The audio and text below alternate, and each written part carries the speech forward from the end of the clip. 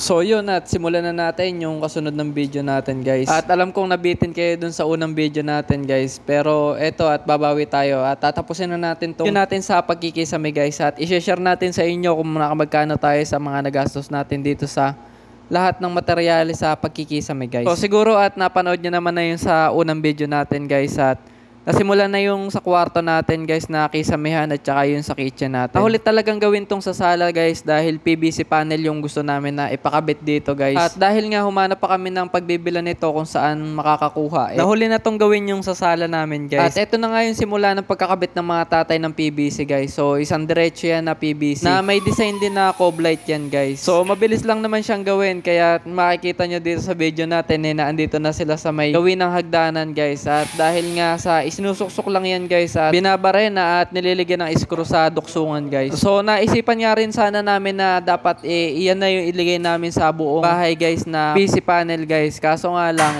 medyo may kamahalan din, guys. Nagustuhan namin, guys, dahil matibay nga at hindi na magpipintura. At bukod doon mabilis nga siyang ikabit, guys. Pero doon pa rin kami bumagsak sa budget mill na papasok lang talaga sa budget namin, guys. At hindi namin kakayanin, guys, kung bubuuin namin na PVC panel lahat, guys, na gagamitin.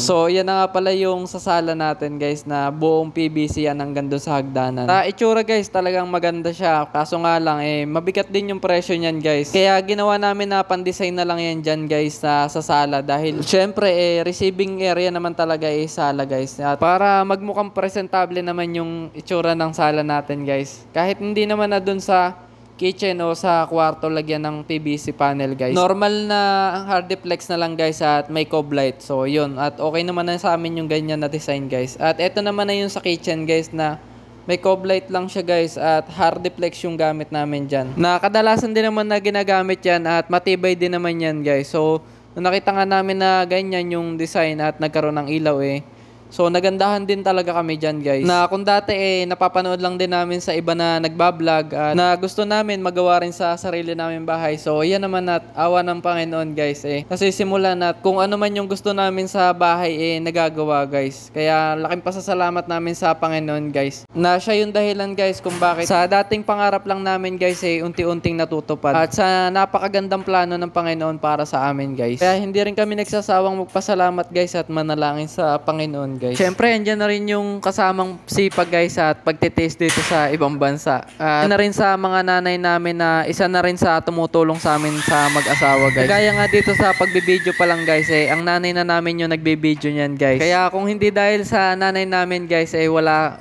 siguro akong maibablog ngayon, guys, at wala akong maipapakita sa inyo na video dito sa channel natin, guys. Kaya tunay na isa ang nanay namin sa nakasuporta sa pagbablog ko, guys. Dahil sa totoo lang halos lahat ng video dito sa bahay na ipinapakita namin, guys, ang nanay ang nagbibideo niyan, guys. At siya yung nagsesend sa akin para i-edit ko naman at ipakita ko sa inyo, guys. So yun nga pala, at sa taas na nga pala gumagawa ang mga tatay namin ng pagkikisame, guys. At ito na nga pala yung pinakakwarto namin na mag-asawa, guys, na ang design lang din yan is cob light, guys. At dito nga sa video natin nasaraduhan na, guys, at nalagyan ng hardiplex yung kisame niya, guys. So nalagyan na nga rin pala ng ilaw yan, guys. So pin light lang muna yun na iligay dyan, guys. At wala pa yung ilaw na cob light dyan. Dahil may sinabi si Kuya John na nagbebenta ng cob light na sumobra lang din dun sa bahay na ipinagawa niya, guys. At dahil nga nagtitipid tayo, di syempre kinuha na natin yun, guys. At sayang din yun, 30 meters yun, guys. Dahil may kamahalan din yung ilaw na cob light, guys. So yun, at pinakahuli ng gagawin yun sa kwarto ng mga nanay namin at yung sa sala dito sa taas, guys. At dito nga nakapag-framing na ang tatay at saka si Kuya John dyan, guys. So yun sa kwarto patapos na yan, guys. Tatapusin lang din tong sa sala na i-framing. So yan, at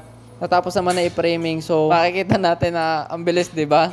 Ang gagawin naman na dyan, guys, so sasaraduhan na ng hardiplex yan para makita na natin kung ano na yung magiging itsura ng bahay natin, guys. At dahil excited na talaga ako sa magiging resulta nitong bahay, guys. So yan, at nasaraduhan na, guys. At panigurado ang magiging problema naman natin dyan is yung gagastusin natin sa pagpipintura, guys. Dahil paniguradong mabigat-bigat din yung bibili natin ng pintura, guys. At maging sa pader nga pala, guys, so hindi pa nga pala tapos pinturahan yung sa pader kung makikita nyo dyan. So wala pa nga palang pintura dito sa taas, guys. At yung sa baba naman, guys, first coat pa lang yung sa baba, guys. Kaya kailangan natin na mag-ipon pa, guys. At handa naman para sa pintura, guys. Pero siguro ang isusunod na namin dito, guys, is yung pagta-tiles, guys. Dahil isa rin sa mabigat-bigat na gastusin, guys, yung pagta-tiles. Kaya pintura na yan, guys, siguro Sa pag-uwi ko na yan guys, at kami na siguro ng tatay ang titiran yan guys, na kami na lang yung magpipinturan yan. So eto nga pala guys, at ipakita na natin sa inyo yung natapos natin dito sa taas na pagkikisame guys. So yan na nga pala yun guys. At kung mapapansin nyo dyan guys, so sa kwarta ng mga nanay pinili nila na wala ng design guys. Ano pa nga ba ang hinihintay natin guys? So eto, at ipakita na natin guys. I-share ko na sa inyo guys kung magkano na nagastos natin. At eto na nga pala yung mga resibo ng mga napamili natin guys. At kabuo ang nagastos natin dito sa Kisame guys, at inotal na namin yan guys. So na yung nakikita nyo na 55,957 ay yan yung nagastos natin sa ibaba guys. At ito naman 39,924 ay yan naman yung nagastos natin sa itaas guys na pagkikisame guys. Na kung ito-total natin lahat na nagastos natin ay 95,881 pesos guys.